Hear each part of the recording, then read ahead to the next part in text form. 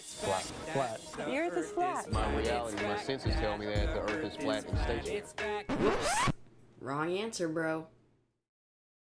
Science with Brian here. It's been a little while since I last made a video. But I have a question. And usually flat earthers just say that it doesn't exist, when it clearly does, and you can observe this. And I'm going to take a few clips from Smarter Every Day's video where he kind of demonstrates the Coriolis effect, and I'm going to leave a link to that in the description. But anyway, I'm going to pull up Smarter Every Day's video here where he kind of explains why the Coriolis effect is the way it is. So basically, if you have like a drain and you can see the water swirling, that's because one side is closer to the pole and one side is closer to the equator. And generally in the northern hemisphere, the Coriolis effect tends to manifest itself in water spinning counterclockwise when it's going down a drain, and in the southern hemisphere it goes clockwise. This isn't always the case, though, as sometimes, with very few exceptions, like toilets, it's just the way that it's built, and it spins that way. Anyway. Here's how he explains it. Think about a pool near the North Pole.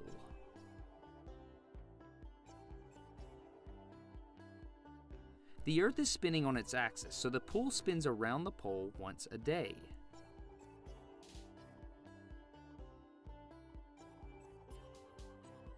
The whole pool is moving, but the part that's closest to the equator has more momentum, and the part that's closest to the pole has less.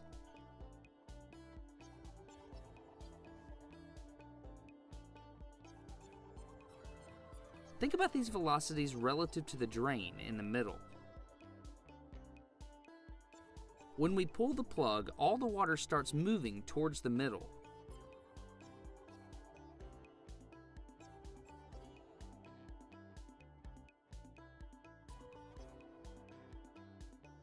The side nearest the equator is going faster, so that water outruns the drain. But the water nearest the pole is going slower, so it falls behind. So when the water approaches the drain, it swirls counterclockwise. So did you catch that? It's basically, I already explained it myself, but yeah, he has like really cool visuals to kind of help you understand it. And I'm going to show you another clip right now where he actually demonstrates the Coriolis effect in the northern hemisphere and how it shows that the water is spinning in the little pool thing that he has. So let's let the water settle for a complete day so that we know that it's perfectly still.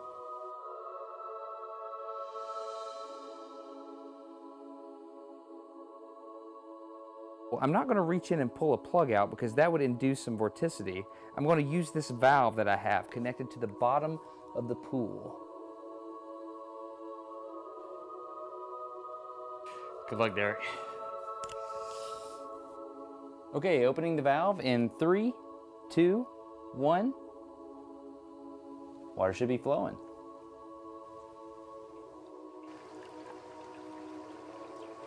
Okay, water's been flowing for a couple of minutes and I haven't seen anything yet, so we're gonna put some dye in it.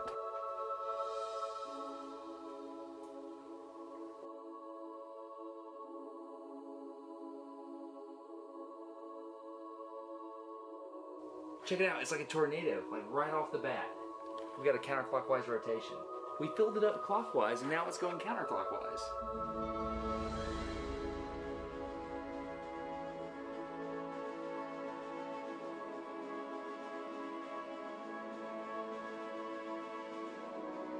We have a kiddie pool in my garage and the whole earth is rotating and the water's going counterclockwise because I'm in the northern hemisphere. It's real. This is real.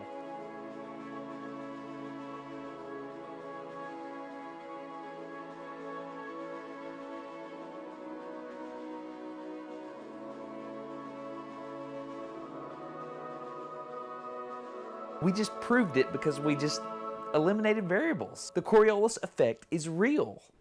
Alright, so he like put dye in the water too so that you could see it more clearly, and there's no denying that that was spinning.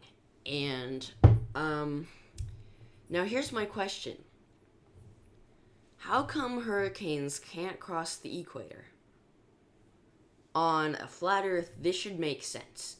It just goes across. I mean, there's no invisible force keeping it from going, right?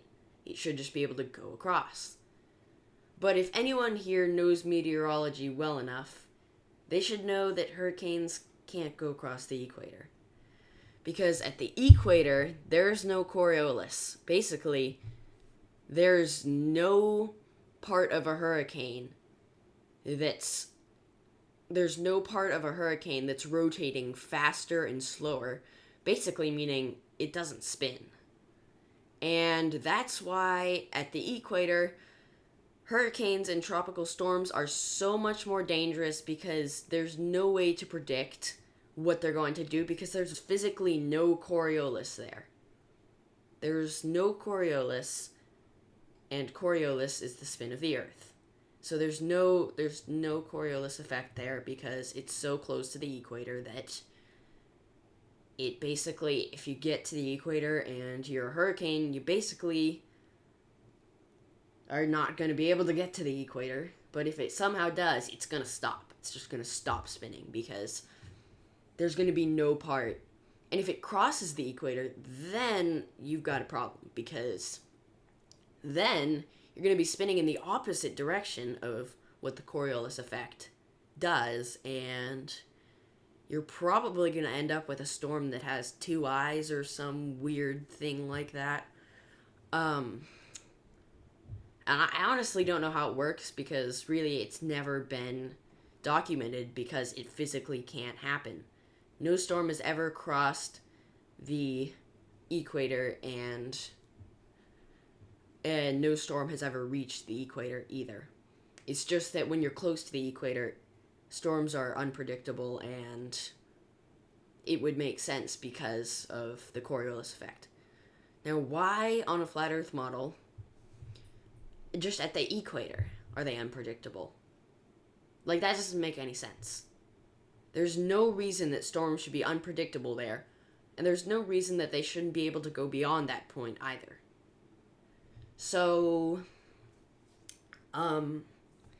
if you want to make up a new thing, like there's an invisible line that storms can't go over for some random reason, then sure, go ahead. But right now, I just want you to kind of explain why that might not prove the globe, because right there I see perfectly good evidence of the Coriolis effect, and that means the Earth is spinning, which therefore means that it is a globe. Anyway, if you have any questions about this, make sure to go ahead and ask Smarter Everyday, because he's way more informed on the subject of the Coriolis effect than I am, and he probably knows a lot more about it. And of course you can ask me, but there's no guarantee that I'll be able to answer your question, so I just recommend asking him, because he'll know more. And yeah, I think that's about it for this video, and if you liked it, make sure to leave a like, and I'll see all you guys in another video. Bye!